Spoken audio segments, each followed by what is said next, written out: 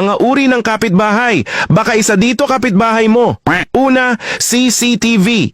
Ito yung kapitbahay mong laging nakabantay sa'yo, dilat ang mga mata, nakatutok 24 oras sa'yo. Pangalawa, inggitera.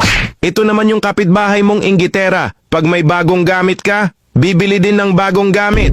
Pag nagpapintura ka ng bahay, magpapaayos din ng bahay. Pag bumili ka ng sasakyan, bibili din ng sasakyan kahit hindi naman kayang hulugan. Pangatlo, pakialamera. Ito na yung kapitbahay mong mahilig manghialam. Papakialaman ang buhay mo, bahay, ang mga tanim mong mga halaman, ang mga gamit mo. At higit sa lahat, papakialaman pa, pati asawa mo. Pang-apat, chismosa. Ito na yung kapitbahay mong best in chismis.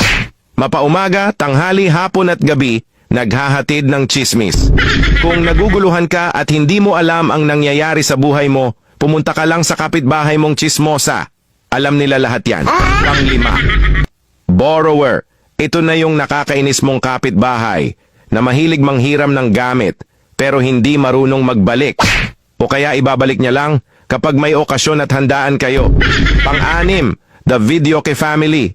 Ito ay yung kapitbahay mong nakakarindi na dahil araw-araw nagvivideoke kahit walang naman okasyon.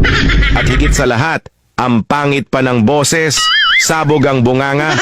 O alin dito kapitbahay mo? Paalala, ito'y biruan lamang, good vibes lang tayo.